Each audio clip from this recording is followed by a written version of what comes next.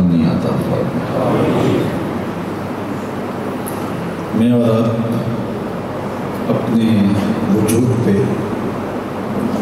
اپنے اعمال پہ، اپنے رویوں پہ، اپنی طرز معاشرت پہ اگر غور و فکر کریں تو بہت ساری خرابیاں ہیں جو ہمارے وجود کے ساتھ جڑی ہیں، اور ہمیں ان کو دور کرنے کی شدید ضرورت محسوس ہوتی ہے۔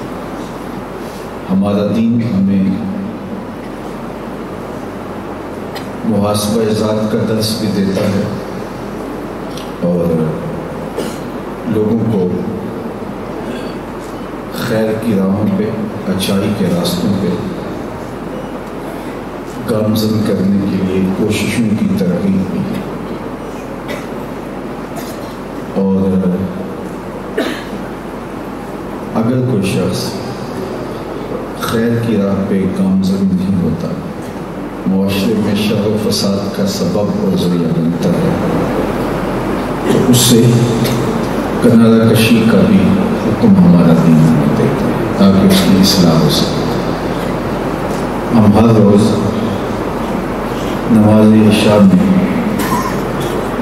صلاۃ الوتر میں جو دعائے قنوت پڑھتے ہیں، اس میں ایک لفظ ہم بار بار ہر روز عرض کرتے ہیں بارگاہ عزتی میں، وَنَخْلَعُ وَنَتْرُكُ مَن يَفْجُرُكَ۔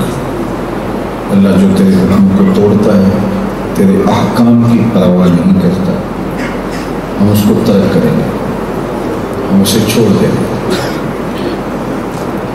آج جس تاریخ میں ہم جی رہے ہیں تو ہم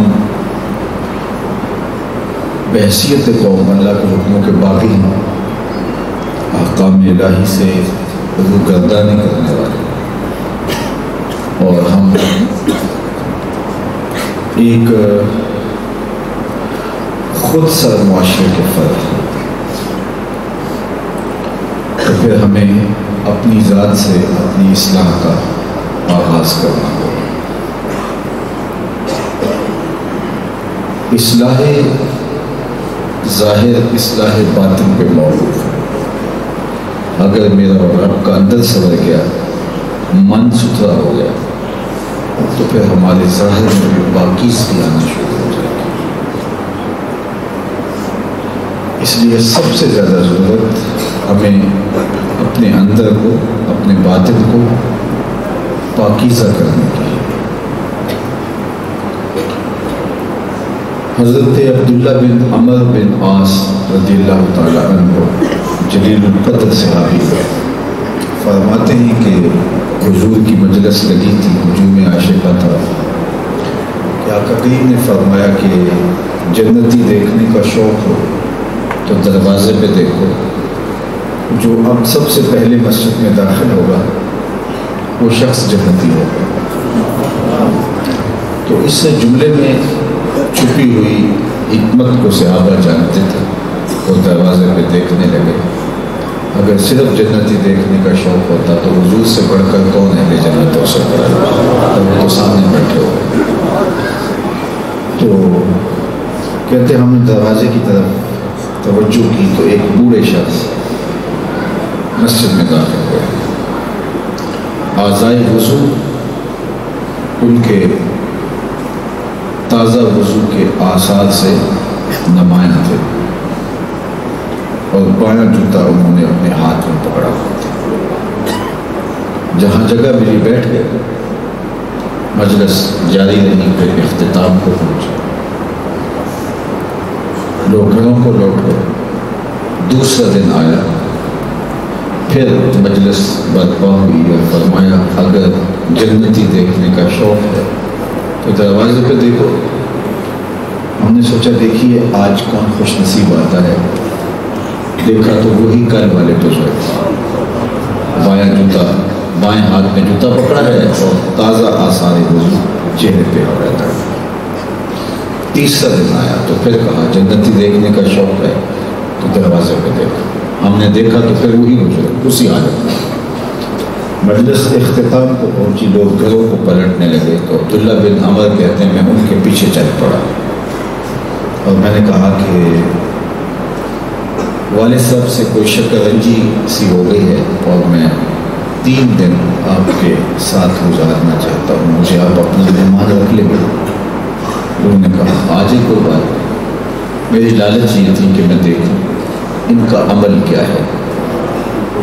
حضور نے فرمایا جنتی دیکھنا ہو تو دروازے پہ دیکھو، 3 دن یہی تشریف لاتے رہے، کوئی بات تو ہوگی۔ تو میں اس ٹو میں ان کے ساتھ 3 دن قیام کیا۔ رات کو مجھے وہ چارپائی بچھا دیتے اور خود بھی ایک جانب لیٹ جاتے۔ میں تاثر تو یہ دیتا کہ میں سو رہا ہوں لیکن میں جاگ رہا ہوتا۔ میں تو اس ٹو میں تھا کہ میں دیکھوں کہ اعمال کیا کرتے ہیں، رات اٹھ کے کتنے نوافل پڑھتے ہیں اور ذکر اذکار کیا ہے، لیکن وہ برابر سوئے رہتے، الا یہ کہ جب کروٹ بدلتے تو اللہ کا نام لیتے۔ دن کے معمولات بھی ہمارے سے تو مختلف نہیں تھے، جس طرح عام مسلمان ہوں، اوقات نماز میں نماز پڑھتے ہیں، کاروبار پہ چلے گئے، باغ میں چلے گئے، تو کوئی مجھے خاص چیز نہیں لگی جو ہمارے اندر نہ ہو اور ان کے اندر پائی جائے۔ 3 دن گزرنے کے بعد میں نے ان سے اجازت چاہی اور کہا کہ والد صاحب سے شکنجی تو کوئی نہیں ہوئی تھی، بس میں یہ بہانہ بنایا تھا آپ کے پاس رکنے کا، اور اس کا سبب یہ ہوا کہ حضور علیہ السلام نے کہا تھا کہ جنتی دیکھنا ہے تو دروازے کو دیکھو اور 3 دن آپ ہی تشریف لاتے رہے۔ تو شاید آپ نے مجھ سے اپنے اعمال چھپا لیے ہیں۔ تو وہ کہنے لگے نہیں، میں نے کوئی عمل نہیں چھپایا، اور تم اور بھی رکتے تو میرے یہی اعمال دیکھتے، لیکن میرا ایک عمل تم نہیں دیکھ سکے، اور اگر اور دن بھی رکتے تو نہ دیکھ پاتے، لیکن تم نے 3 دن گزارے ہیں کسی چیز کی ٹو میں، تو میں تمہیں خود بتا دوں۔ کہتے ہیں میں ہما تنگوش ہو گیا، تو وہ بزرگ فرمانے لگے کہ عبداللہ یہ جو میرے سینے میں دل رکھا ہوا ہے اس میں کسی مومن کا بغض نہیں ہے، میرا یہ وہ عمل ہے جو تم دیکھ نہیں سکتے۔ مجھے اور آپ کو اپنے دل کو سب سے پہلے صاف کرنا ہے، اس آئینے کو شفاف کریں گے تو ہماری اصلاح ہوتی ہے۔ ہم شروع ہوتے ہیں باہر سے، شروع ہونا ہے اندر سے۔ میاں صاحب علیہ رحمہ نے کہا تھا شیشے ہوتے کٹا جمیا کندھا چاڑی جاندے، جلدہ نوے سام کے رکھ دے ورکے پھاڑی جاندے۔ اس دل کی اصلاح پر پورے بدن کی اصلاح موقف ہے۔ اللہ کے محبوب نے فرمایا انسان کے جسم میں گوشت کا ایک ٹکڑا ہے، جب وہ صحیح ہو جاتا ہے تو پورا جسم صحیح ہو جاتا ہے، اور جب وہ خراب ہو جاتا ہے تو پورا جسم خراب ہو جاتا ہے۔ پھر فرمایا الا وہی القلب، سن لو گوشت کے اس ٹکڑے کا نام دل ہے۔ دل کی اصلاح پر پورے بدن کی اصلاح موقف ہے، اور دل کی خرابی پورے اعضاء و جوارح کی خرابی کا سبب ہو سکتا ہے۔ اس لیے اسے اللہ کا مطیع، فرما بردار، پاکیزہ، نفرت سے، حسد سے، حقد سے، بغض سے، کینے سے، نفرتوں سے پاک بنا۔ اس کی صفائی، اس کی پاکیزگی، اس کی عفت پورے بدن کی پاک دامنی اور عفت کا سبب ہو سکتی ہے۔ آقا کریم صلی اللہ علیہ وآلہ وسلم نے تقوی کی بات کی تو اس وقت بھی اشارہ دل کی طرف دیا، التقویٰ ہا ہونا، تقویٰ یہاں ہے۔ علامہ رومی نے کہا دل بدست آور کے حج اکبرست، از ہزار کعبہ یک دل بہترست، کعبہ بن گاہے خلیل اطہرست، دل گزر گاہے جلیل اکبرست۔ دل کو قابو میں لیا یہی حج اکبر ہے، 1000 کعبے سے ایک دل بہتر ہے، اس لیے کہ کعبہ حضرت ابراہیم خلیل کی گزرگاہ ہے، دل رب جلیل کی گزرگاہ ہے۔ یہ اگر صحیح ہو گیا تو پورا جسم صحیح ہو جاتا ہے، یہ خراب ہو گیا تو پورا جسم خراب ہو جاتا ہے۔ شیطان بھی قبضہ آ کے دل پہ جماتا ہے، جب دل کو خراب کر دیا تو اس نے پوری زندگی برباد کر دی۔ اور اگر دل اس کے قابو میں نہ آیا تو ہمارے اوپر وہ اثر انداز نہیں ہو سکتا۔ اللہ کے محبوب علیہ السلام نے موقع میں ارشاد فرمایا الشیطان جاسم علی قلب ابن آدم فاذا ذکر اللہ قنص واذا غفل وسوس۔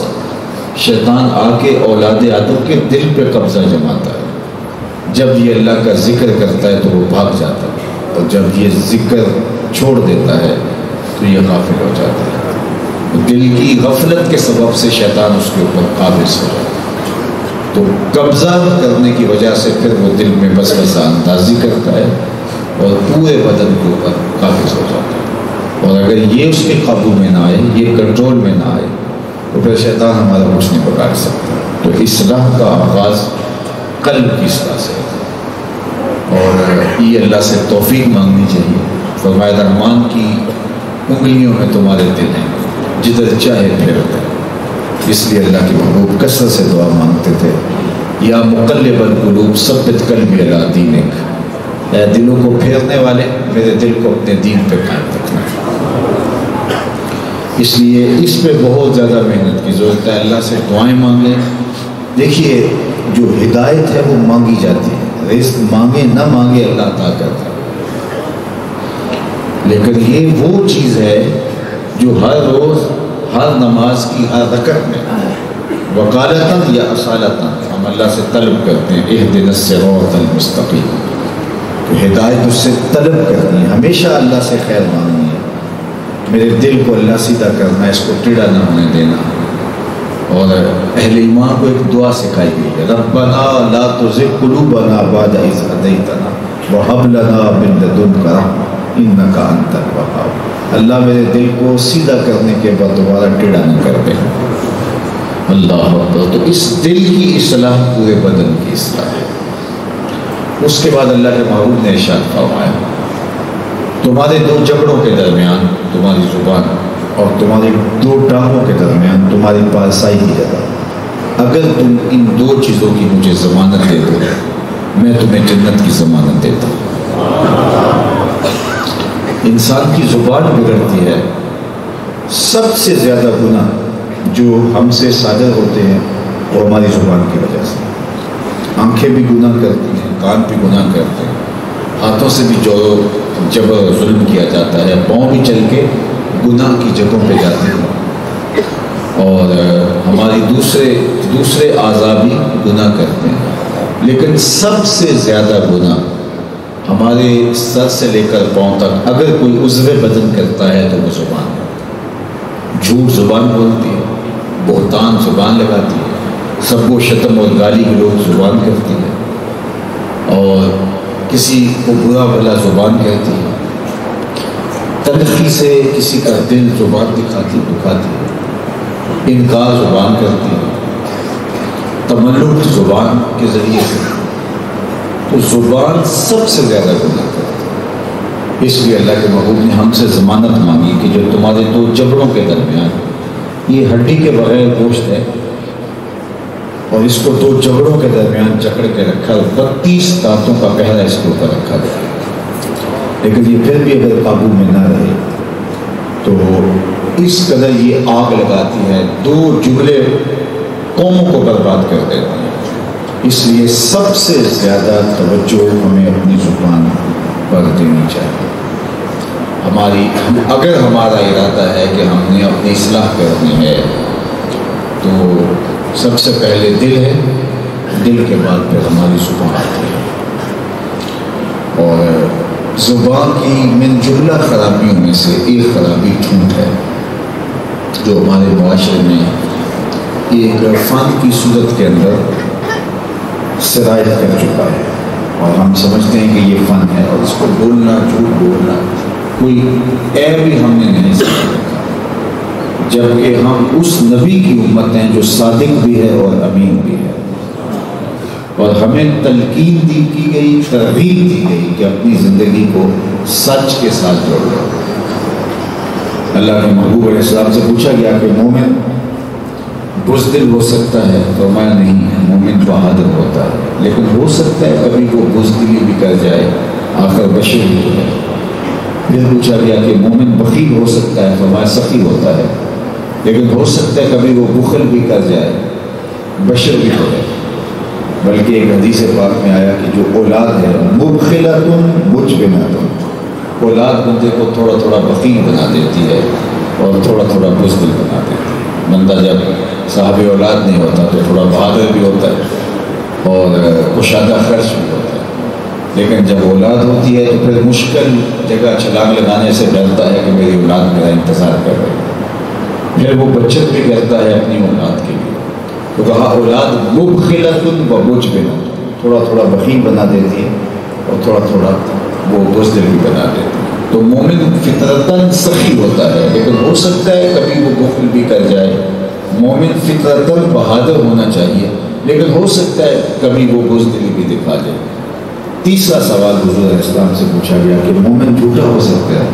آقا کریم نے فرمایا جھوٹا نہیں ہو سکتا، یہ طے ہے کہ مومن وہ جھوٹا ہو ہی نہیں سکتا۔ مومن سچ کے ساتھ جڑا ہے اور سچائی پر ہی کھڑا ہے۔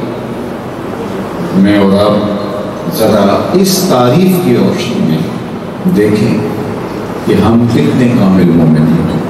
اگر جھوٹ ہمارے لیے بوجھ ہی نہیں ہے، کیونکہ جب کسی کی زبان سے جھوٹ نکلتا ہے، صحیح حدیث ہے، اس جھوٹ کی وجہ سے اس کے منہ سے بدبو نکلتی ہے اور وہ اس قدر عفونت پھیلاتی ہے کہ اللہ کے نورانی فرشتے جو رحمت لے کے آتے ہیں وہ ایک میل پیچھے ہٹ جاتے ہیں۔ ہم تو نہیں سن پاتے، لیکن نورانی فرشتے بہت حساس ہوتے ہیں، وہ اس بدبو کی وجہ سے، اس تعفن کی وجہ سے جہاں جھوٹ بولا جا رہا ہے قریب نہیں آ پاتے اور ایک میل پیچھے ہٹ جاتے ہیں۔ مجھے بتائیے، جس گھر میں باپ بھی جھوٹ بول رہا ہو، ماں بھی جھوٹ بول رہی ہو، بیٹے بھی جھوٹ بول رہے ہیں، بیٹیاں بھی جھوٹ بول رہی ہیں، بہویں بھی جھوٹ بول رہی ہیں، وہاں تو بدبو کے بگوکے اٹھیں گے اور رشتے کتنے دور جا چکے ہوں گے۔ اور ہمارے گھروں میں رحمت کا پارسل لے کر آنے والے فرشتے وہ تو باہر کھڑے، رحمت کی ڈلیوری جنہوں نے آگے دینی تھی وہ تو گلی میں، محلے میں، بیڑے میں اتنی بدبو اور تعفن پھیلا ہوا ہے کہ وہ کئی میل پیچھے ہٹ کے کھڑے ہیں اور آگے آ ہی نہیں پا رہے۔ اور ہمارے گھروں میں نحوست آ گئی اور ہم نے سمجھا شاید کسی نے بندش کر دی، کسی نے تعویذ ڈال دی ہے، کسی نے جادو کر دیا۔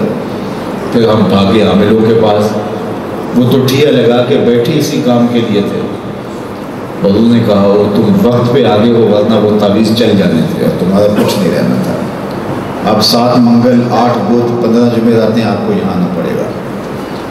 اور پھر ان کے پاس رونقیں لگ گئی، مسئلہ ان سے بھی حل نہیں ہوا۔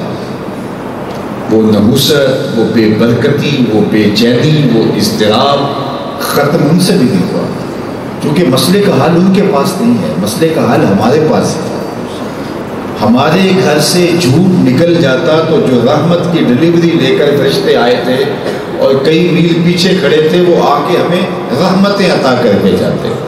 ہمارے گھروں میں نور اترتا، ہمارے گھروں میں روشنی اترتی۔ اس جھوٹ کی نحوست سے ایک تو ہم رحمتوں سے محروم ہو گئے اور دوسرا جاہل، اجڑ اور بے دین لوگوں کے نرغے میں جا کے پھنس گئے، اور جنہوں نے ہماری عقیدتیں بھی لوٹی، ہمارے اعتقادات بھی خراب کیے، ہمیں مزید ضعف الاعتقادی میں مبتلا کیا اور ہماری خون پسینے کی کمائی میں، اور انہوں نے جھوٹی طفل تسلیاں دے دی کہ یہ لے لو، یہ لے لو، تم ٹھیک ہو جاؤ گے۔ یہ انہوں نے نہیں بتایا کہ جھوٹ کی وجہ سے رحمت کے فرشتے بہت دور کھڑے ہیں، لیکن رحمت کے فرشتے تو وہاں بھی نہیں ہیں، اس لیے کہ وہاں بھی تو جھوٹ بولا جا رہا ہے۔ تو وہاں بھی لوگوں کا رش دے کے، ہجوم دے کے ہم سمجھ گئے کہ شاید یہاں کچھ ہے، باقی حقیقت میں ہم نے خود ہی فرشتوں کو روکا ہوا ہے اور آگے نہیں آنے دے رہے جھوٹ کی وجہ سے۔ اللہ کے محبوب علیہ السلام نے ایک دن صحابہ سے فرمایا الا انبئکم باکبر الکبائر، میں تمہیں بڑے بڑے گناہوں کی خبر نہ دوں؟ علماء نے لکھا کہ گناہ کی جو تقسیم ہے صغیرہ اور کبیرہ، یہ ایک دوسرے کی مناسبت سے صغیرہ اور کبیرہ ہے، ورنہ ہر وہ عمل جو اللہ کو ناراض کر دے وہ چھوٹا نہیں ہو سکتا، وہ بڑا ہی ہے۔ لیکن یہ کچھ ان میں سے بڑے ہوتے ہیں اس مناسبت سے آپس میں ان کی نسبت صغیرہ کبیرہ کی ہے، ورنہ ہر عمل جو اللہ کی ناراضگی کا سبب ہو وہ چھوٹا نہیں، وہ بڑا ہی۔ اب ان بڑے گناہوں میں سے اکبر الکبائر، بڑوں میں سے بھی بڑے، وہ حضور نے ایک دن ارشاد فرمایا الا انبئکم باکبر الکبائر، میں تمہیں بڑے بڑے گناہوں کی خبر نہ دوں؟ صحابہ نے عرض کی کیوں نہیں حضور؟ ارشاد فرمائیے۔ تو آقا کریم نے فرمایا الاشراک باللہ، سب سے بڑا گناہ جو اکبر الکبائر ہے وہ اللہ کے ساتھ کسی کو شریک ٹھہرانا ہے، اس کی معافی نہیں ہے۔ سب سے بڑا گناہ الاشراک باللہ، اللہ کے ساتھ کسی کو شریک ٹھہرانا۔ دوسرا بڑا گناہ ارشاد فرمایا حقوق الوالدین، والدین کی نافرمانی کرنا۔ بد نصیب لوگ ہیں جو اپنے ماں باپ کو دکھ دیتے ہیں، انہیں اذیت پہنچاتے ہیں اور ان کی نافرمانی کرتے ہیں۔ دو عمل ایسے ہیں خاص طور پہ جن کی سزا آخرت میں تو ہے ہی ہے، دنیا میں بھی ضرور ملتی ہے، ایک ظلم اور دوسرا ماں باپ کی نافرمانی۔ نہیں تو نشان لگا لو شخص پہ جس نے ظلم و جبر کیا، جس نے والدین کو اذیت پہنچائی، ساری زندگی اس کو رسوا ہوتا دیکھیں گے۔ اور اس شخص پر بھی نشان لگا لو جو والدین کا ادب بجا لاتا رہا اور عدل و انصاف پہ کھڑا رہا، ساری زندگی آپ اس کی پگڑی کا کلس نیچا ہوتا نہیں دیکھیں گے۔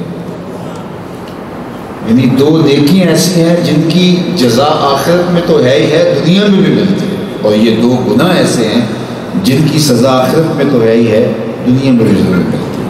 خوش نصیب ہیں وہ لوگ جو اپنے والدین کی عزت کرتے ہیں، بالخصوص بڑھاپے میں۔ ویسے تو جوانی میں بھی ان کی تکریم کرنے کا حکم دیا گیا۔ ماں باپ اللہ کی رحمتوں کا ایک مجسم روپ ہے، اور اللہ نے اپنی عبادت کے حکم نامے کے ساتھ ہی ماں باپ کے ساتھ حسن سلوک کرنے کی تلقین کی۔ وَقَضَىٰ رَبُّكَ أَلَّا تَعْبُدُوا إِلَّا إِيَّاهُ وَبِالْوَالِدَيْنِ إِحْسَانًا۔ تو ہمارے رب نے یہ فیصلہ کر دیا کہ اللہ کے علاوہ کسی کی پوجا نہیں ہوگی، اور والدین کے ساتھ تم حسن سلوک کرو گے۔ امام فخر الدین رازی علیہ رحمہ نے تفسیر کبیر میں لکھا کہ اللہ نے اپنی عبادت کے حکم نامے کے متصل بعد ماں باپ کے ساتھ اس نے سلوک کرنے کا حکم دیا، تو کہا کہ انسان کے وجود کا سبب حقیقی ذات باری تعالیٰ ہے اور سبب مجازی والدین، اور جس نے والدین کو دکھ دیا، تکلیف پہنچائی، وہ دنیا آخرت میں رسوا ہوگا، اور جس نے والدین کو خوش رکھا وہ دنیا میں بھی سرفراز ہوگا اور آخرت میں بھی سربلند ہوگا۔ اللہ کے محبوب نے فرمایا وعقوق الوالدین، دوسرا بڑا گناہ جو اکبر الکبائر ہے، بڑے گناہوں میں سے بھی آگے کبیرہ ہے، وہ والدین کو اذیت پہنچانا ہے، نافرمانی کرنا ہے۔ پھر دو بیان کرنے کے بعد تیسرا گناہ جو حضور نے بیان کرنا تھا، بیان کرنے سے قبل وجلس وکان متکئا، حضور یہ اتنے اہم ترین گناہوں کا ذکر کرتے ہوئے ایسے بیٹھے ہوئے تھے۔ وجلس وکان متکئا، پہلے حضور تکیہ ٹیک لگائے بیٹھے تھے، حضور نے ٹیک چھوڑ دی۔ جب تیسری بات بیان کرنے لگے تو حضور نے ٹیک چھوڑ دی۔ یہ اس بات کے لیے تھا کہ جو تیسری بات اب بیان کرنے جا رہا ہوں اس کی اہمیت کتنی ہے، اور حضور ٹیک چھوڑ کے فرمایا الا وقول الزور، سن لو تیسرا بڑا گناہ جھوٹ بولنا ہے۔ الا وقول الزور، سن لو تیسرا بڑا گناہ جھوٹ بولنا ہے۔ الا وقول الزور، سن لو تیسرا بڑا گناہ جھوٹ بولنا ہے۔ حضور بار بار یہ فرمائے جا رہے تھے، اور صحابہ کہتے تھے ہم آرزو کر رہے تھے کہ حضور خاموشی اختیار فرما لیں۔ اس حساسیت کو، نوعیت کو، گناہ کے بڑے پن کو ہم سمجھ گئے کہ ایک تو حضور نے اس کے لیے ٹیک چھوڑی، اور پھر بار بار حضور فرما رہے ہیں کہ حضور ہماری خاطر مشقت میں مبتلا ہو رہے ہیں کہ بار بار ارشاد فرما رہے ہیں، ہمیں سمجھانے کے لیے گناہ کی بدکاری کو، گناہ کے جو ہے وہ جھوٹ کی بدکاری کو، جھوٹ کے کبیرہ گناہ ہونے کی ہے وہ بیان کرنے کے لیے بار بار فرمائے جا رہے تھے الا وقول الزور، الا وقول الزور، الا وقول الزور۔ تو ہماری زندگی کے اندر اگر جھوٹ اتر آئے گا تو ہم خیر سے محروم ہو جائیں گے۔ جھوٹ جس شخص کی زندگی میں اترتا ہے وہ تمام قسم کی خیر سے محروم کر دیا جاتا ہے۔ اللہ اکبر۔ آج تاجر کہتا ہے جھوٹ نہ بولوں تو میرا سودا ہی نہیں بکتا، میں کہتا ہوں کہ یہ جاپان والے کیسے بیچ لیتے ہیں۔ انہوں نے کبھی جھوٹ بولا نہیں، کبھی جھوٹ سنا نہیں، اور ان کی معاشرت اس طرح کی ہے، ان کے ماں باپ نے بتایا کہ یہ ہوتا ہی نہیں ہے، اور ہمیں تو ہمارے آقا و مولا نے بتایا۔ ہمارے آقا و مولا صادق اور امین تھے، انہیں کافر بھی صادق اور امین کہتے تھے، بلکہ اللہ کے محبوب نے جب کوہ صفا پہ صنادید قریش کو بلایا اور بتایا کہ میں اگر کہوں کہ پہاڑ کی دوسری جانب سے ایک لشکر آ رہا ہے جو تمہیں طاقت و تاراج کر کے رکھ دے گا، تو کیا میری بات کو مان لو گے؟ انہوں نے کہا آپ کی زندگی ہمارے سامنے گزری اور آپ نے زندگی بھر کبھی جھوٹ نہیں بولا، ہم کیوں نہیں مانیں گے؟ ہم پہاڑ پہ چڑھ کے دیکھیں گے، نظر آ گیا تو فبہا، نظر نہ بھی آیا تو ہم کہیں گے ہم اندھے ہیں، آپ سچے ہو۔ اس قدر آپ کی صداقت پہ یقین۔ تو آقا کریم نے فرمایا کہ اتنا یقین ہے تو مان لو اللہ وحدہ لا شریک ہے۔ تو ابو لہب نے پھر معاوضہ کیا کہ تبا لک ھنالک سائر الیوم لہذا جمعتنا، تو اللہ تعالیٰ نے باقاعدہ جو ہے وہ صورت اس کی مذمت میں اتاری، تبت یدا ابی لہب وتب۔ تو انہوں نے بھی کہا کہ نظر نہ بھی آیا تو ہم آپ کو غلط نہیں کہہ سکتے، آپ کو جھوٹا نہیں کہہ سکتے، کہ آپ کی زندگی کے 40 برس ہمارے سامنے گزرے ہیں تو آپ نے کبھی جھوٹ نہیں بولا۔ اللہ اکبر۔ اب میں کہتا ہوں کہ جو میں کہہ رہا ہوں لوگ اس کو من و عن تسلیم کریں، اور میری زندگی جھوٹ سے، مکر سے، فریب سے، دجن سے، تلبیس سے بھری ہوتی ہے، تو کس طرح لوگ اعتبار کریں گے؟ جس شخص کی زندگی کا ایک ایک لمحہ سچائی سے جڑا ہوا تھا، ان کو بھی دین پھیلانے کے لیے کتنی مشقتیں سہنے پڑی، اور طائف کے بازاروں سے لے کے مکے کی گلیوں تک کتنے دکھ گوارا کرنے پڑے، جبکہ وہ صادق اور امین بھی کہتے تھے، اور میرا اگر کردار ہی ستھرا نہیں ہوگا اور میں کہوں گا کہ جناب میری بات کو قوم تسلیم کرے اور جو میں کہوں اس کو درست مانے، تو سب سے پہلے مجھے اپنا کردار پیش کرنا ہوگا۔ یہ بات ذہن میں رکھیے، گفتار بعد میں آتی ہے، کردار کی اولیت ہے۔ خود جناب رسالت مآب صلی اللہ علیہ وآلہ وسلم نے 63 برس زندگی پائی، اور حضور کے ذمہ کام کیا تھا؟ دین کا غلبہ۔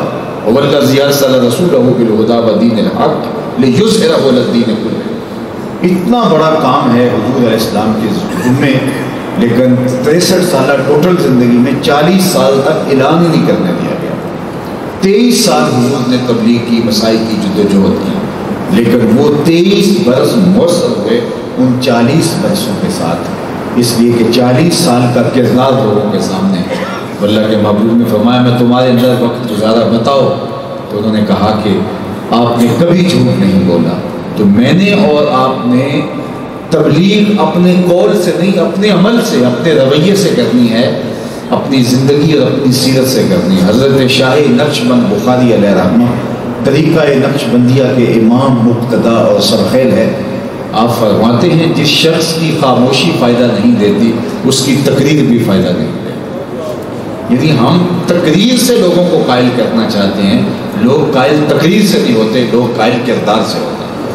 ہمارے جو بزرگ تھے، صوفیاء تھے، انہوں نے اتنی لمبی تقریریں تو نہیں کی، وہ تو 2 جملے بولتے تھے اور من میں اتر جاتے تھے۔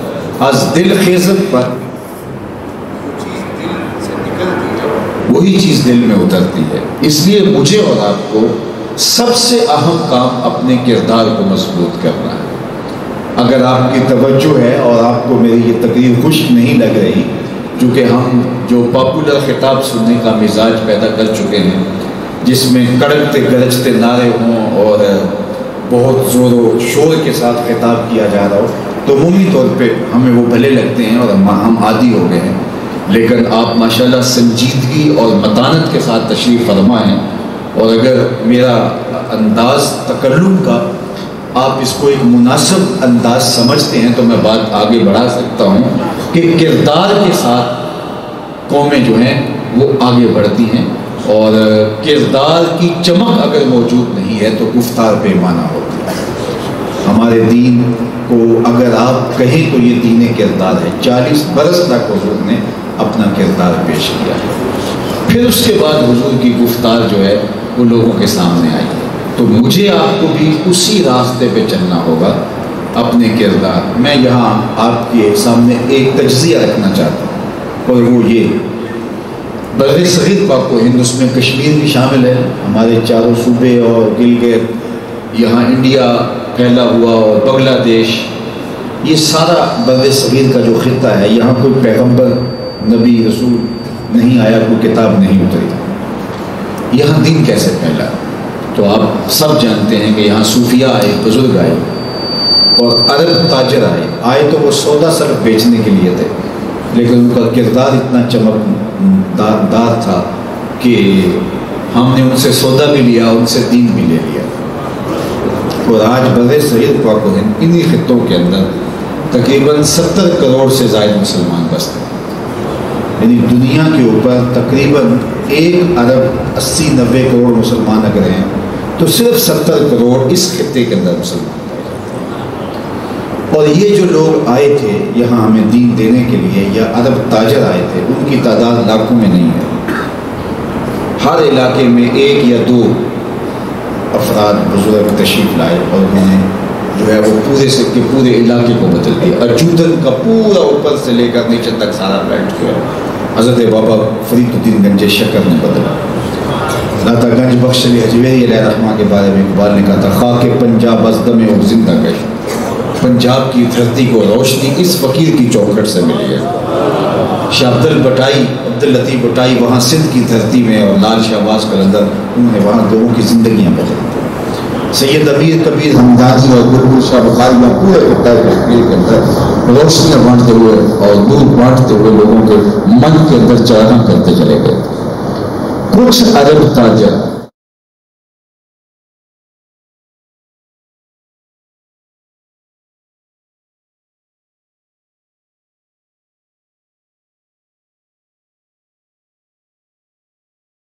اس خطے کی تقدیر بدل دی اور ان کو اسلام کا نور دے دیا۔ یہ ہے ایک تجزیہ، اور یہ جو لوگ طریقت کو، تصوف کو نہیں بھی مانتے، وہ بھی کہتے ہیں یہاں بر صغیر میں دین آیا اسی راستے، یہاں کتاب بھی کوئی نہیں اتری، پیغمبر بھی کوئی نہیں آیا، رسول بھی نہیں اترا، یہاں ان صوفیاء نے آ کے جو ہے وہ دین دیا۔ دوسری جانب آج یورپ میں، امریکہ میں، آسٹریلیا میں، دیگر بلاد غرب میں، یہاں سے لوگ گئے، صوفیاء کی اولادیں گئی، علماء گئے، علماء کی اولادیں گئی، تجارت کی غرض سے لوگ گئے، اور ہم اگر وہاں جاتے ہیں تو پوچھتے ہیں کہ جناب اس شہر میں کتنے مسلمان ہیں، تو وہ کہتے ہیں 3 لاکھ، 2 لاکھ، 1 لاکھ، یہاں 500 ملین، یہاں ملین مسلمان رہتے ہیں۔ یعنی وہاں سے عرب سے چند لوگ آئے، اور آج اس کا نتیجہ 70 کروڑ مسلمان ہیں، اور یہاں سے کروڑوں مسلمان ان خطوں سے بھی اور عرب سے بھی یورپ میں جا بسے، انہوں نے کاروبار بھی کیا، تبلیغیں بھی کی، اور آج میں اور آپ جب وہاں جاتے ہیں تو ہمارے اپنے لوگ ہم سے مل کے کہتے ہیں دعا بھی کیجئے، کوئی طریقہ بھی بتائیے، ہماری اپنی اولادیں مسلمان رہ جائیں۔ یہ تجزیہ ہے۔ میں ایک وہ تھے کہ جن کے کردار سے زنار ٹوٹے اور لوگوں نے اسلام قبول کیا، اور وہ انگلیوں پر گنے جا سکتے ہیں، پورے علاقے میں ایک فرد تھا، لیکن اس کے ساتھ کردار جڑا، اور ہمارے ساتھ کردار نہیں جڑا۔ ہم 5 لاکھ، 3 لاکھ، 2 لاکھ ایک شہر میں رہ رہے ہیں، اور جو پیچھے سے ہم اولادیں ساتھ لے گئے، اور ہمیں فکر ہے کہ وہ مسلمان رہ جائیں۔ اگر انہوں نے جس ریشو سے مسلمان کیے، ایک شخص نے کتنے لوگوں کو مسلمان کیا، یہ جتنے لوگ اس وقت دنیا کے اوپر بستے ہیں، مسلمان یہاں سے گئے ہیں، عرب سے گئے ہیں، یہ سال میں صرف ایک آدمی کو مسلمان کریں، 10 سال میں پوری دنیا مسلمان ہو جائے گی۔ لیکن ہمیں فکر ہے کہ ہماری اپنی اولادیں مسلمان رہ جائیں، تو ہم نے سمجھا شاید لوگوں کے زبان سے نکلنے والے جملے اثر انداز ہوتے ہیں، نہیں صاحب، ہمارا کردار اثر انداز ہوتا ہے۔ اور ہماری اور میرے اور آپ کے آقا و مولا نے 40 سال پہلے صرف کردار پیش کیا، اور اس کے بعد حضور علیہ السلام نے ادعائے نبوت کی اور لوگوں کو بتایا کہ میں اللہ کا فرستادہ ہوں، اور میری بات سنو اور مانو، اور لوگ حضور کے قریب آئے، اور انہوں نے اسلام کو قبول کیا اور دین کی طرف آئے، تو مجھے اور آپ کو اپنے کردار کو مضبوط کرنا چاہیے، اور کردار کی چمک روشنی کا جو سب سے نمایاں پہلو ہے وہ سچ ہے۔ میری اور آپ کی زندگی میں اگر سچ اتر جائے، یعنی آپ کو اگر یقین ہو کہ یہ شخص جو یہاں بیٹھ کے بات کر رہا ہے یہ سچ بول رہا ہے، تو یقیناً آپ اس کو غور سے سنیں گے بھی اور عمل کی کوشش بھی کریں گے۔ لیکن معمولی تردد بھی آ گیا کہ یہ سچ نہیں ہو سکتا، تو بات کا وزن ختم ہو جاتا ہے۔ آپ جس سے کاروبار کرتے ہیں، اگر اس کو یقین ہے کہ آپ سچے ہیں، تو وہ آنکھیں بند کر کے جو ہے وہ آپ سے سودا خرید لے گا۔ آج دنیا جاپان سے خریدتی ہے نا کہ یہ 2 نمبر نہیں دیتے، تو پھر کیا ہم مسلمان، ہمیں تو سکھایا، یہ ہمارے تو دین میں یہ شامل ہے۔ انہوں نے تو ماں کی آغوش سے سمجھا، ان کی معاشرت نے سکھایا، ہمارا تو دین ہم کو سکھاتا ہے۔ تو آج اصلاح ہماری ہونے کی ضرورت ہے۔ دنیا کی اصلاح بعد میں کریں گے، سب سے پہلے ہمیں اپنی اصلاح کرنے کی ضرورت ہے۔ اقبال نے جب شکوے کی زبان کھولی تو لہجہ تھوڑا تلخ ہو گیا، رب سے شکوہ کیا، آپ جانتے ہیں فتویٰ بھی متوجہ ہوا۔ صفائے طہر سے باطل کو مٹایا ہم نے، نو انسان کو غلامی سے چھڑایا ہم نے، تیرے کعبے کو جبینوں سے بسایا ہم نے، تیرے قرآن کو سینوں سے لگایا ہم نے، پھر بھی ہم سے گلا ہے کہ وفادار نہیں، ہم وفادار نہیں، تو بھی تو دلدار نہیں۔ بہت سخت لہجہ ہو گیا۔ اب اس کا جواب سنیے، جواب شکوہ یہی لفظ ہے، صرف صیغہ بدلتا ہے، اب آواز ادھر سے آ رہی ہے۔ صفائے دہر سے باطل کو مٹایا کس نے، نو انسان کو غلامی سے چھڑایا کس نے، میرے کعبے کو جبینوں سے بسایا کس نے، میرے قرآن کو سینوں سے لگایا کس نے، تھے تو آبا وہ تمہارے ہی مگر تم کیا ہو، ہاتھ پہ ہاتھ درے منتظر فردا ہو، ہر کوئی مست مئے ذوق تن آسانی ہے، تم مسلمان ہو یہ انداز مسلمانی ہے، حیدری فقر ہے نئے دولت عثمانی ہے، تم کو اسلاف سے کیا نسبت روحانی ہے، وہ معزز تھے زمانے میں مسلمان ہو کر، تم خار ہوئے تارک خدا ہو کر۔ تو آج ہماری پستی، زبوحالی، ذلت، نکبت، رسوائی کا سبب دین کو ترک کر دینا ہے۔ اخلاقیات کا کباڑا ہو گیا، اب خواہشات کے غلام ہو گئے، جھوٹ ہمارے رگ و ریشہ میں سرایت کر گیا، سچائی انخواہ ہو گئی، دیانتداری کہیں رہی نہیں، امانت اور کسی کے ساتھ ہمارے رویے یہ بہت عجیب و غریب ہے۔ اللہ کے محبوب نے اس پر اتنا زور دیا۔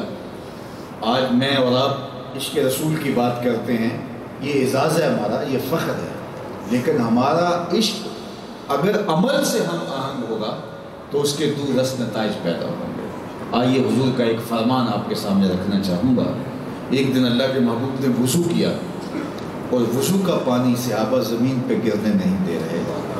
حضور وضو کرتے ہیں تو وہ پانی کسی کے ہاتھوں پہ ہوتا ہے اور اس کو اپنے چہروں پہ مل لیتے ہیں، اور جسے وہ پانی میسر نہیں آتا وہ ان صحابہ کے گیلے ہاتھوں سے ہاتھ رگڑ کے اپنے چہروں پہ مل لیتے ہیں۔ جنہ اکھیاں دل پر ڈٹھا وہ اکھیاں ہی تک لئیاں، تو ملے ہو تا ساجن ملیا ان آساں ہی لگ رہی ہیں۔ یہ اعزاز ہے، اللہ اکبر۔ بلکہ ایک حضور نے پچھنے لگوائے تو ایک لگن میں خون جمع ہوا، تو ایک صحابی سے کہا جاؤ اس کو ایسی جگہ ٹھکانے لگاؤ جہاں کسی کے قدم نہ پہنچے۔ تو وہ گئے اور ایک پتھر کی اوٹ میں بیٹھ کے نوش جان کرتے، واپس پلٹے تو حضور نے فرمایا ٹھکانے لگا دیا؟ جی جی حضور، ایسی جگہ جہاں کسی کے قدم نہیں پہنچ پائیں گے۔ حضور مسکرا دیے، فرمایا لعلک شربت، شاید تم نے پی لیا ہے۔ قال نعم، جی حضور میں نے پی لیا۔ فرمایا یا غلام قد حررت نفسک من النار، اے بیٹے تو نے اپنے آپ کو آتش دوزخ سے بچا لیا۔ تو صحابہ کا یہ عمل، صحابہ کی یہ محبت، صحابہ کا یہ عمل، صحابہ کی یہ محبت اور یہ پیار کا حضور کے ساتھ، یہ ان کی عشق کی اور ان کی الفت کے سبب تھا۔ اب حضور وضو کرتے ہیں تو وہ وضو کا پانی بھی زمین پہ نہیں گرتے ہیں۔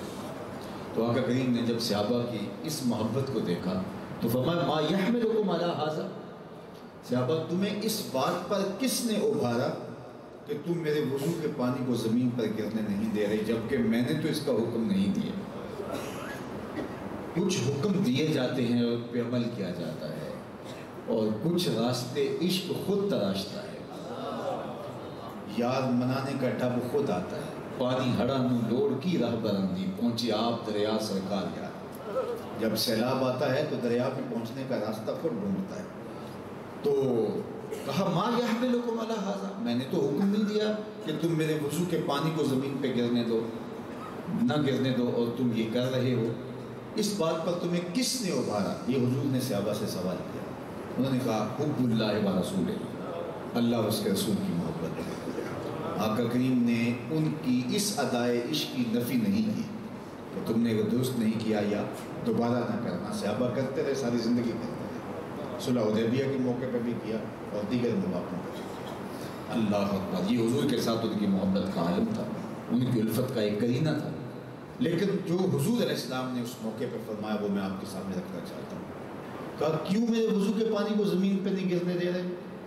اس چیز پر تمہیں کس شے نے ابھارا ہے؟ ما یحملکم علی ھذا، کہا حب اللہ و رسولہ، اللہ اور اس کے رسول کی محبت۔ تو آقا کریم نے فرمایا جو یہ چاہے اللہ اور اس کے رسول سے محبت کرے اور اللہ اور اس کا رسول اس سے محبت کرے تو اس کو 3 کام کرنے چاہیے۔ یعنی تمہارا یہ عمل بھی مبارک، میں اس کی نفی نہیں کر رہا، لیکن اسے 3 کام کرنے چاہیے جو یہ چاہے کہ اللہ اس کے رسول سے محبت کرے اور اللہ اس کا رسول اس سے محبت کرے۔ ان میں سے پہلی بات، جب بھی بولے سچ بولے۔ اگر تمہیں واقعی اللہ سے محبت ہے، واقعی اس کے رسول سے محبت ہے، تو حضور نے ارشاد فرمایا تمہارا یہ عمل بھی اپنی جگہ پہ درست، لیکن اس عمل کا ثبوت تمہیں دینا ہوگا سچ بول کے۔ تم جب سچے ہوگے تو تم واقعی اللہ رسول سے محبت کرتے ہو، پھر اللہ رسول تم سے بھی محبت فرمائے۔ ایک تو تمہیں سچ بولنا ہوگا۔ اللہ اکبر، یہ دیکھیے کیسے حکمت والے نبی نے کیسی اصلاح فرمائی۔ اور پھر فرمایا دوسری بات، تمہارے پاس جب امانت رکھی جائے تو تم اس میں خیانت نہیں کرو گے۔ اگر تم اللہ اس کے رسول سے محبت کرتے ہو اور تمہیں آرزو ہے کہ اللہ رسول ہم سے محبت کریں، تو پھر تمہارے پاس اگر امانت رکھی جائے تو اس میں خیانت نہیں کرو گے۔ اور تیسری بات ارشاد فرمائی، اگر کوئی تمہاری ہمسائیگی میں آپس ہے تو تم مجاورت کا حق ادا کرو گے، ہمسائیگی کا حق ادا کرو، یعنی تمہارا ہمسایہ تم سے خوش ہوگا اور تمہارا کردار اس کو آسودگی دے گا۔ یہ ہے تمہارا دین، اور اگر تم ان چیزوں کو اختیار کرتے ہو تو تمہارا یہ عمل بھی مبارک ہے۔ تو مجھے اور آپ کو اس جو ہے وہ زاویے میں، اس دائرے میں، اس معیار کے مطابق اپنی زندگی کی اصلاح کرنی ہوگی کہ میں اگر عاشق رسول ہوں تو کیا وہ عشق صرف میری زبان کی نوک پہ ہے یا میرے رویوں میں بھی ہے؟ وہ عشق صرف میرے نعروں میں گونجتا ہے یا میرے کردار میں بھی اس کی چمک موجود ہے؟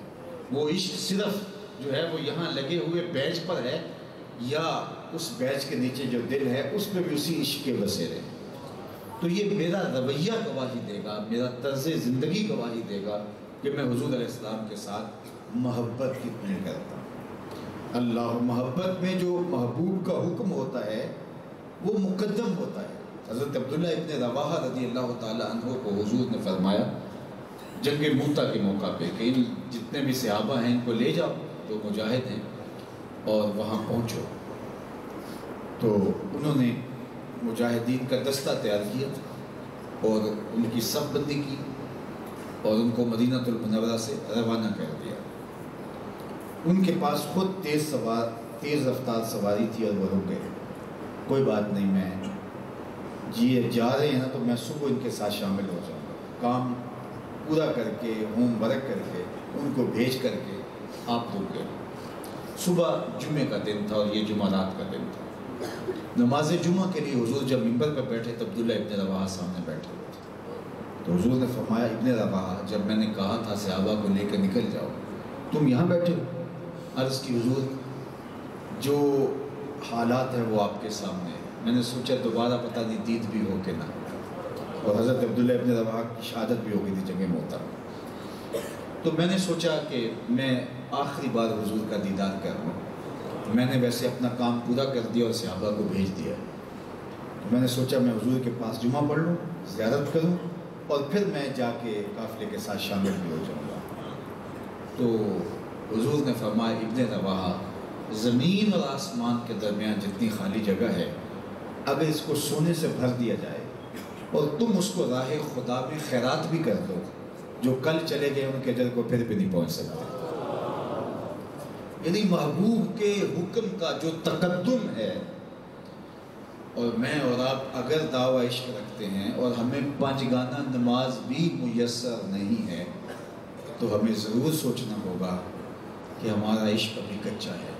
اے بلبل شوریدہ تیرا نغمہ خام ہے، ابھی اقبال نے جو کہا تیرا نغمہ ابھی پختہ نہیں ہے، کچھ اور دیر کے لیے اپنے سینے میں سے تھام ابھی، اس کو بھی مضبوط کرنا ہوگا، پختہ کرنا ہوگا۔ چونکہ محبت میں محبوب کا حکم، یار ہم نے تو محبت کی کہانیاں جو پڑھی ہیں اس میں محبوب ایسا بھی حکم دے دے جس کا بجا لانا نفس الامر میں ممکن نہ ہو تو محب نہیں پوچھتا کہ یہ کیسے ہوگا، وہ تیشہ اٹھاتا ہے اور نہر کھودنے کے لیے نکل پڑتا ہے۔ مجھے بتاؤ، پہاڑوں سے کبھی دودھ کی نہریں بھی نکلی؟ لیکن فرحاد نے یہ نہیں پوچھا کہ دودھ کیسے نکلے گا، بھلا پہاڑوں سے بھی کبھی دودھ نکلا کرتا ہے۔ اس نے کہا، محبوب نے کہہ دیا میرا کام کرنا ہے۔ یار ہم تو اس کو محبوب مانتے ہیں جو خدا کا بھی محبوب ہے، اور پھر اس کے احکام اگر ہماری زندگی میں نہیں ہیں تو پھر تو ہم فرحاد سے بھی کم تر نکلے۔ وہ کہا تھا سودا نے فرحاد کے بارے میں کہ وہ اس کے حکم کو جو ہے وہ اس کو پا تو نہیں سکا لیکن سر تو دے دیا اس نے۔ وہ آگے چل کے لکھتے ہیں کہ کس منہ سے کرتے ہو دعوی عشق سودا، تم سے تو یہ بھی نہ ہو سکا۔ اگر ہم یہ بھی نہ کر سکے تو یہ دنیا کی ایک خاتون کا عاشق تو پھر ہم سے آگے نکل گیا کہ اس نے ایسے ناممکن حکم کے لیے تیشہ اٹھا لیا جس کو بجا لانا ممکن نہیں تھا، اور ہم تو اس کے ماننے والے ہیں جو مشکل حکم ہمیں دیتے ہی نہیں، ایسا حکم دیتے ہی نہیں جو ہمارے اوپر شاق ہو۔ لولا ان اشق علی امتی لامرتهم بالسواک عند کل صلاۃ، فرمایا اگر میری امت پہ شاق نہ ہوتا تو میں ہر نماز کے ساتھ جو وضو کیا جاتا ہے میں اس کے ساتھ ان کو مسواک لازم قرار دے دیتا، لیکن یہ اوکھا ہو جائے گا، مشکل ہو جائے گا۔ یعنی وہ تو اتنے شفیق ہیں کہ مسواک بار بار کرنے سے ویسے ترغیب ہے کرو، لیکن حکم نہیں دیا۔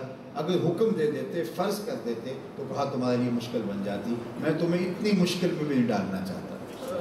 تو پھر جس مشکل میں ڈالا ہے اس کے بغیر گزارا نہیں تھا۔ پانچگانہ نماز کی تلقین کی ہے تو اس کے بغیر گزارا نہیں تھا۔ اللہ اکبر۔ حضور علیہ السلام حضرت بلال حبشی رضی اللہ تعالیٰ عنہ کو جب اذان کے لیے کہتے تو فرماتے ارحنا یا بلال، بلال اٹھو ہمارے دل کو راحت پہنچا دو۔ جعلت قرۃ عینی فی الصلاۃ، میری آنکھوں کی ٹھنڈک نماز میں رکھی گئی۔ اور میں اگر کہوں کہ میں عاشق رسول ہوں اور مجھے پانچگانہ نماز کی توفیق نصیب نہیں ہے تو میں کسی پہ غصہ کرنے کے بجائے اپنے اندر کر کے دیکھوں کہ میرا عشق خام ہے، میرا عشق ابھی کچا ہے، میں نے اپنے عشق کو بھی مہمیز لگانی ہے، اس کو احکام کے تابع کرنا ہے اور اس کو پختہ تر کرنا ہے۔ میرے والد گرامی سے کسی نے کہا کہ حضرت نماز پڑھنا چاہتا ہوں لیکن صبح جاگ نہیں آتی، تو وہ فرمانے لگے ارادہ ہو تو نیند نہیں آتی، تم کہتے ہو جاگ نہیں آتی، عزم مصمم ہو تو نیند نہیں آتی۔ اور فرماتے تھے کہ صبح منڈی جانا ہو تو جاگ آ جاتی، صبح کچہریوں میں تاریخ ہو تو جاگ آ جاتی ہے، نماز کے لیے نہیں آتی۔ تو یہ تمہارا عزم مصمم نہیں ہے، عزم پختہ ہو تو کیسے آنکھ نہیں کھلے گی۔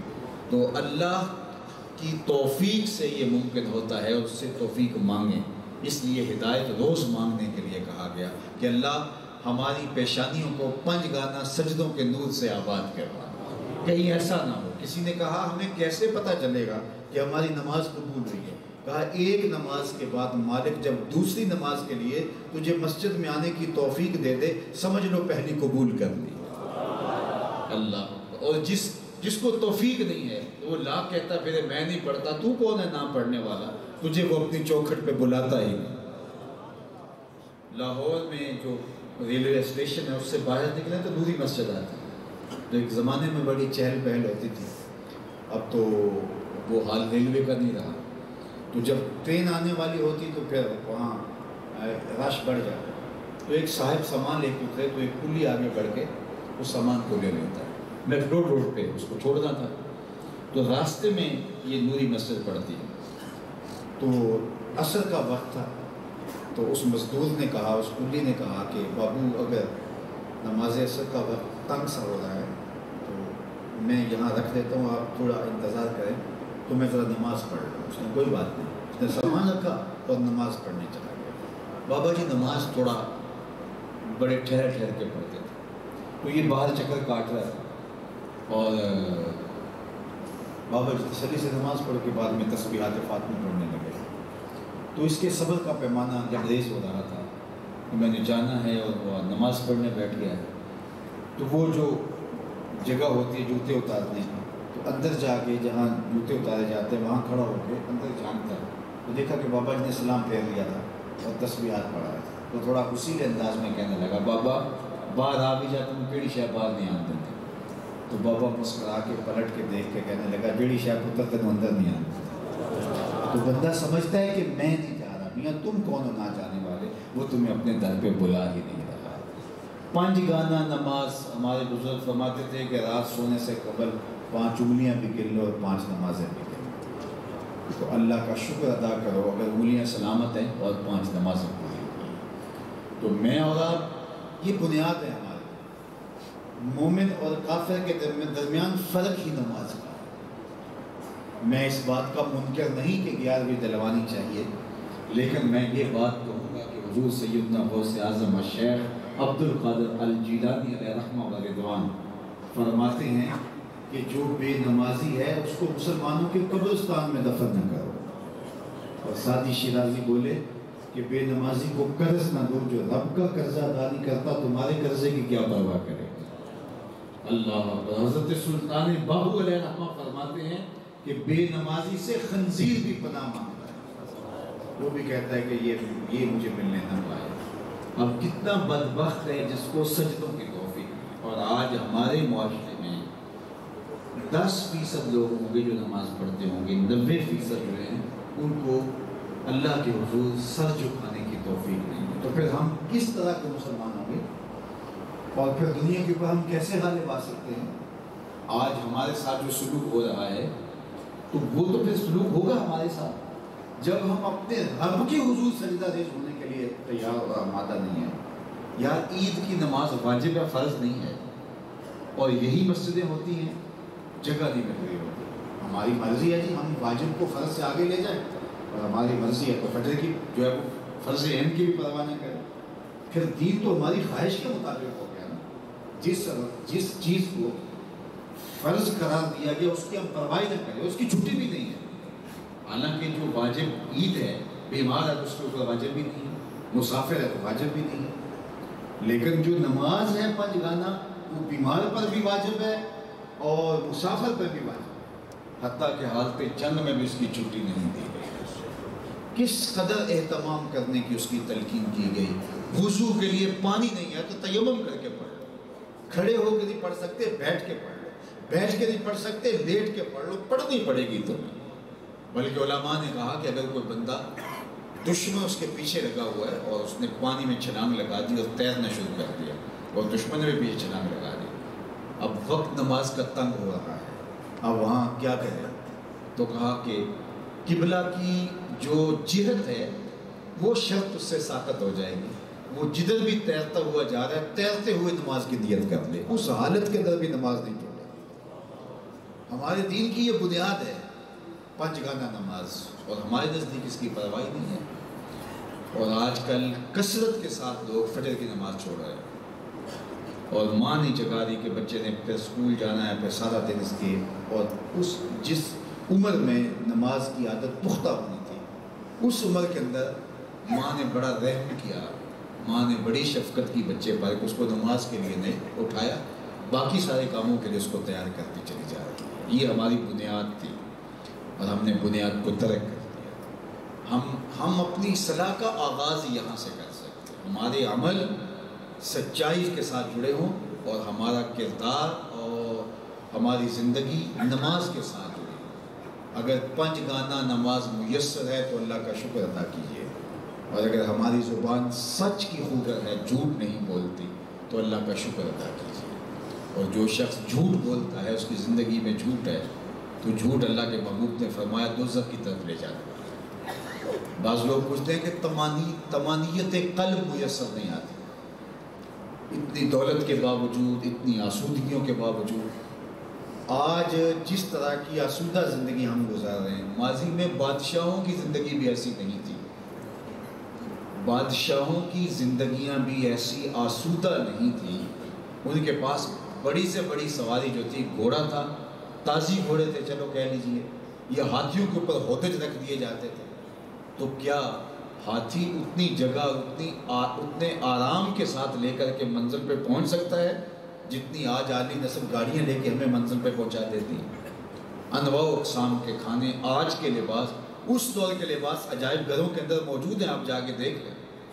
آج کے لباس اس سے بہتر ہیں جو عام آدمی پہن رہا ہے، لیکن اس کے باوجود ہم کہتے ہیں کہ ہمارے پاس طمانیت نہیں ہے، سکون نہیں ہے۔ تو سکون کپڑوں میں کب ہے؟ اعلی نسل کوٹھیوں میں کس نے کہا ہے سکون ہے؟ کس نے کہا ہے کہ خوبصورت عورت کے پہلو میں طمانیت اور سکون اور قرار رکھا گیا ہے؟ الصدق طمانین والکذب ریبا۔ اللہ کے محبوب نے فرمایا طمانیت قلب اگر ملے گی تو سچ میں ملے گی، سچ کی پاداش میں آزمائش بھی برداشت کرنی پڑے تو آپ کو سکون ملے گا، اور جھوٹ سے آپ کو فائدہ اور نفع بھی پہنچ جائے تو عدم اطمینان کا شکار ہوں گے۔ آج ہماری زندگی سے سچ نکلا، زندگی سے خیر ہی رخصت ہو گئی۔ تو ہمیں اپنی زندگی کے اندر سچ کو لانا ہوگا، اپنی زندگی کے اندر دیانتداری کو لانا ہوگا، اپنی زندگی کے اندر ہمسایوں کے حقوق کو لانا ہوگا۔ اللہ کے محبوب علیہ السلام نے مسلمان کی تعریف کیا کی ہے؟ المسلم من سلم المسلمون من لسانہ و یدہ۔ مسلمان کون ہے؟ جس کے ہاتھ سے، جس کی زبان سے دوسرے مسلمان محفوظ ہیں۔ یہ اسلام کی پہچان ہے۔ یہ جو ہم تحیت المسلم ہے ہمارا، جب ایک دوسرے کو ملتے ہیں تو کیا کہتے ہیں؟ السلام علیکم۔ یہ مسلمانوں کی پہچان ہے، ایک دوسرے کو بولتے ہوئے۔ تو یہ ایسے ہی سطحی لفظ نہیں ہے، کوئی زبان سے پھسل پڑا اور بول دیا، اس کے پیچھے ایک فلسفہ ہے۔ جب ہم کہتے ہیں نا السلام علیکم کسی شخص کو، تو اس کو ہم ضمانت فراہم کر رہے ہوتے ہیں کہ میرے بھائی مطمئن ہو جا، میری جانب سے تجھے کوئی خطرہ نہیں ہوگا، تیری عزت، تیری آبرو، تیرا مال میری جانب سے محفوظ ہے۔ اور وہ آگے سے کہتا ہے وعلیکم السلام، کہ اگر تو مجھے ضمانت فراہم کر رہا ہے تو میری جانب سے تجھے بھی ضمانت ہے۔ اور پھر کیسا معاشرہ بنے گا؟ ہارون رشید کا زمانہ تھا، ایک شخص کو سزائے موت کا حکم ہوا، تو مرنے والے کی آخری آرزو پوچھی جاتی، اس نے کہا میں بادشاہ سے ملنا چاہتا ہوں۔ دربار میں لایا گیا، جو ہی اس کو پا بجولا دربار میں لایا گیا تو بادشاہ تخت پہ بیٹھا، اس نے کہا السلام علیکم۔ بادشاہ نے کہا وعلیکم السلام۔ اس کے بعد آخری آرزو پوری ہو گئی، کہا اس کو لے جاؤ اور جا کے اس کو ذبح کر دو، قتل کر دو، اس کو جو بھی حکم ہے وہ پورا کرو۔ اس نے کہا جلادوں کو تم مجھے قتل نہیں کر سکتے۔ کہا کیوں؟ کہا بادشاہ نے مجھے امان دی۔ کہا کب دیے بادشاہ نے امان؟ کہا بادشاہ نے کہا نہیں وعلیکم السلام، تیرے اوپر سلامتی ہو۔ تو بادشاہ یہ کہہ دے تو مجھے کاٹ کیسے سکتے؟ تو ہارون رشید مسکرانے لگا، کہا بہت چالاک نکلے۔ تو السلام علیکم کا مطلب یہ ہے ہم ضمانت فراہم کر رہے ہوتے ہیں کہ میرے بھائی مجھے میری جانب سے ضمانت ہے، میری جانب سے تو سلامت رہے گا، تیرے مال کو، تیری آبرو کو، تیری عزت کو میری جانب سے کوئی خطرہ نہیں ہو سکتا۔ اور اس نے کہا وعلیکم السلام، پھر میری جانب سے یہ ضمانت تیرے لیے رہی۔ اور اگر مسافہ کر کے اس کو اور پختہ کر دیا تو پھر ہو ہی نہیں سکتا کہ جس کو السلام علیکم کہا ہے ہم اس کی جڑیں کاٹیں، اس کے خلاف نفرت سینے میں ہو اور اس کے خلاف بغض سینے میں ہو۔ السلام علیکم تحیت المسلم ایسا نور ہے، اگر کسی معاشرے کے اندر یہ مطالب و مفاہیم کے ساتھ رائج ہو تو وہاں ایک دوسرے کے لیے نفرت پیدا ہی ہو نہیں سکتی۔ المسلم من سلم المسلمون من لسانہ و یدہ، اور ایک صالح اور پاکیزہ معاشرت ترتیب پاتی ہے جو اسلام نے ہمیں معاشرت عطا کی۔ لیکن جب ہمارا دین ہمارے دل کی اتھا گہرائیوں میں نہیں اترا ہوگا، ہماری نوکے زبان پہ ہوگا، جب ہمارا دین محض ہمارے لیے ایک رسم ہوگا تو پھر اس کا کوئی فرق نہیں پڑتا ہم جو بھی بولتے رہیں، ورنہ جو بول رہے ہیں اس کے پیچھے فلسفہ ہے کچھ، اس کے پیچھے اس کے معنی ہیں، اس کے مطالب ہیں، اس کا مفہوم ہے۔ تو مجھے اور آپ کو اپنی زندگی، اپنے روز و شب منظم کرنے ہوں گے، مرتب کرنے ہوں گے، اپنے آپ کو اس کی مطابقت میں ڈالنا ہوگا۔ اقبال نے کہا تھا کہ قلندر جز دو حرف لا الہ کچھ نہیں رکھتا، فقیہ شہر کاروں ہے لغت آئے حجازی۔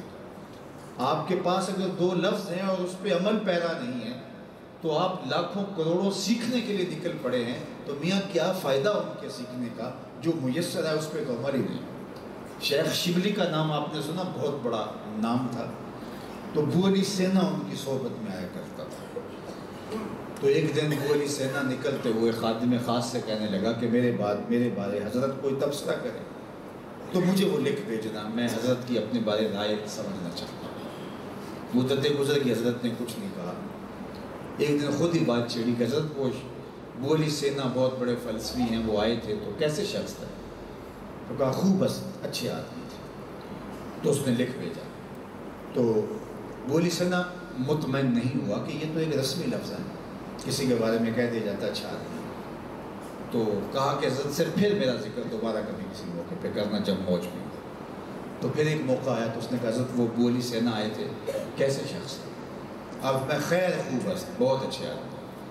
انہوں نے پھر لکھ بھیجا، لیکن ابو علی سینا کو اطمینان نہیں ہوا کہ کوئی ایسی رائے نہیں ہے، یہ تو عمومی طور پہ حسن ظن پہ کہہ دیا جاتا ہے۔ ایک دن پھر باتوں باتوں میں ابو علی سینا کا ذکر آیا، تو کہا حضرت کیسے شخص ہیں؟ فرمایا خیر خوب است ولیکن معلم الاخلاق نہ دارت، بہت اچھا ہے لیکن اخلاقیات نہیں رکھتا۔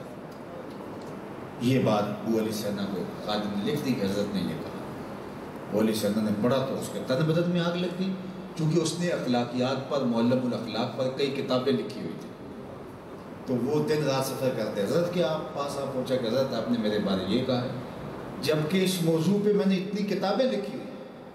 تو حضرت نے کہا کہ میں نے کب کہا تھا معلم الاخلاق نہ دانت، میں نے کہا تھا نہ دارت، میں نے یہ نہیں کہا تھا کہ اخلاقیات جانتا نہیں، میں نے یہ کہا تھا رکھتا نہیں۔ تو بات یہ ہے، ہم یہ کب ہے کہ ہم دین جانتے نہیں، مسئلہ یہ ہے کہ ہم دین رکھتے نہیں۔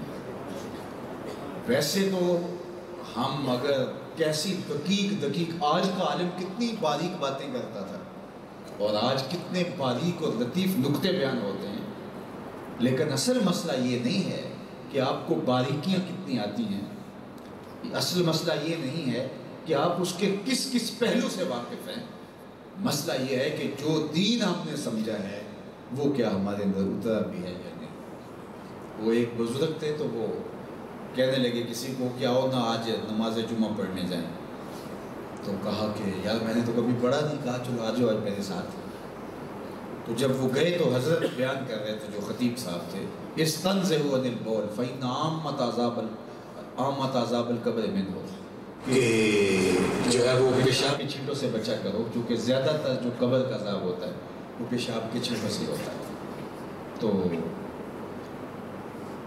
اور انہوں نے ایک طریقہ بھی بتایا کہ کسی ٹھوس جگہ کے اوپر اگر آپ پیشاب کی حاجت ہو تو تھوڑی سی اپنے ساتھ ریت رکھ لیا کرے، وہاں ڈال لے تاکہ جگہ نرم ہو جائے۔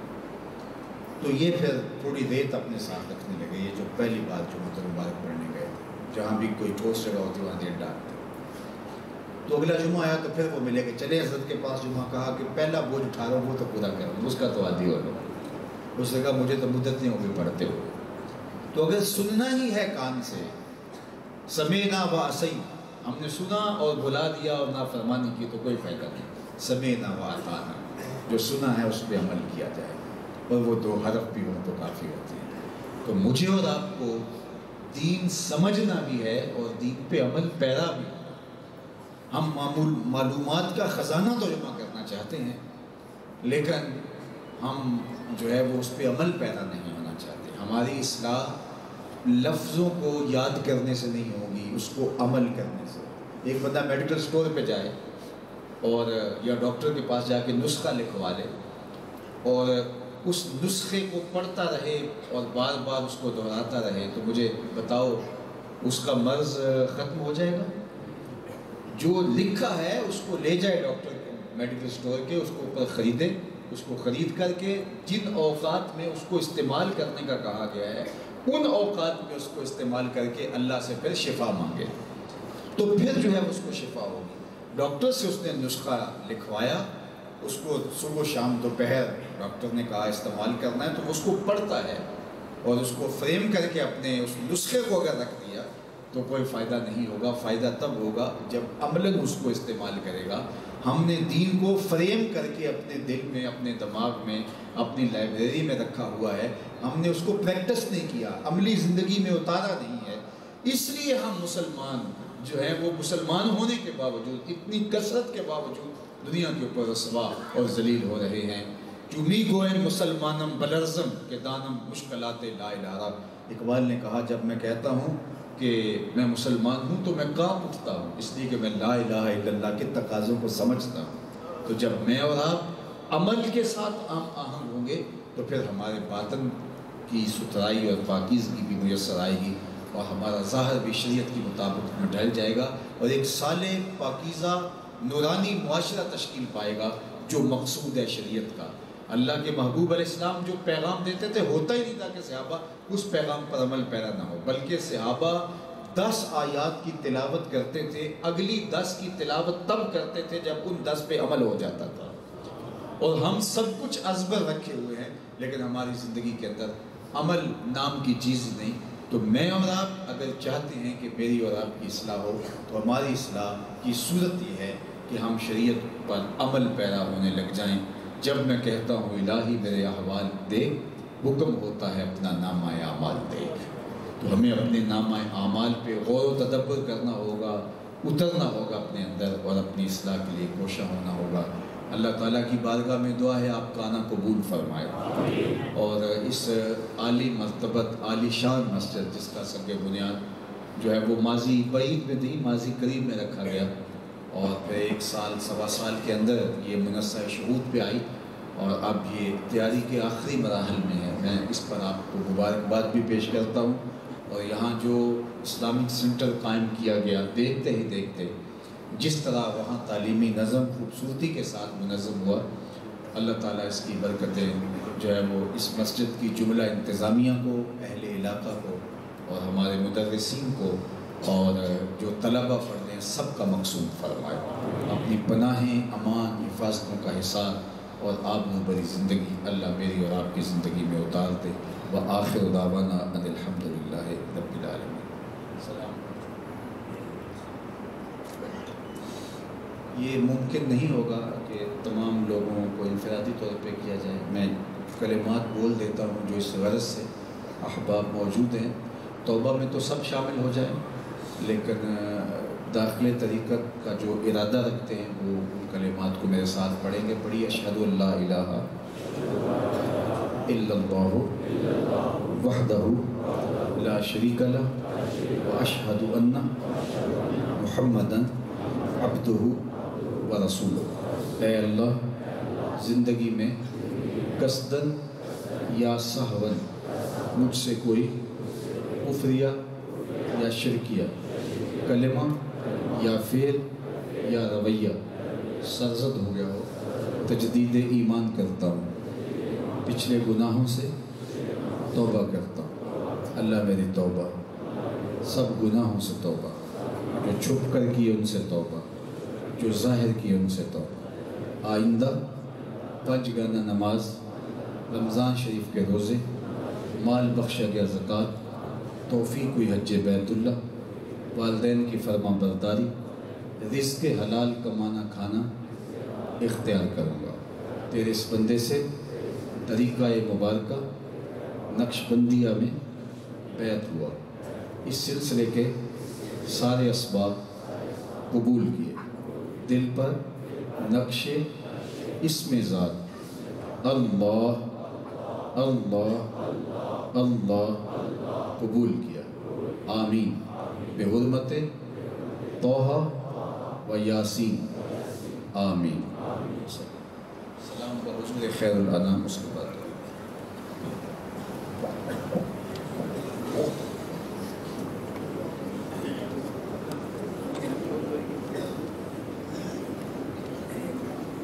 یا نبی سلام علیکہ، یا رسول سلام علیکہ، یا حبیب سلام علیکہ، صلاة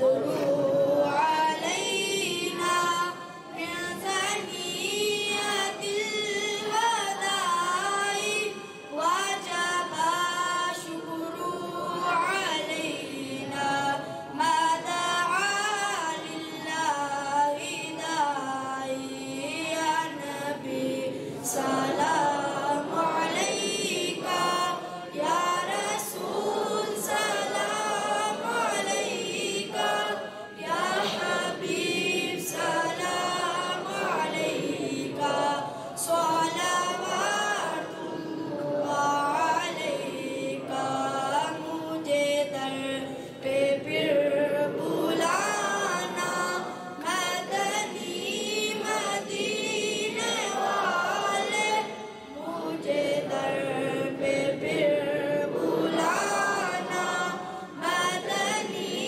مدینے والے مائے عشق بھی پلانا مدنی مدینے والے یا نبی سلام علیکہ یا رسول سلام علیکہ یا حبیب سلام علیکہ صلوات اللہ علیکہ تم حبیب کبریاء ہو اور امام الانبیاء ہو تم حبیب کبریاء ہو اور امام الانبیاء ہو دو جہاں کے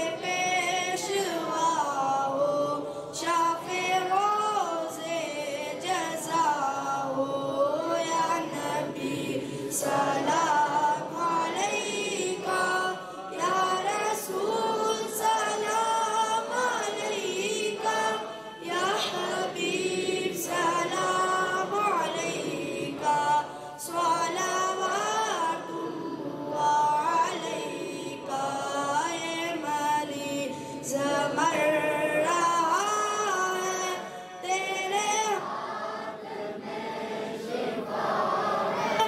یہ مریض مر رہا ہے تیرے ہاتھ میں شفا ہے اے طبیب جلد آنا مدنی مدینے والے یا نبی سلام علیکہ یا رسول سلام علیکہ یا حبیب سلام علیکہ صلوات اللہ علیکہ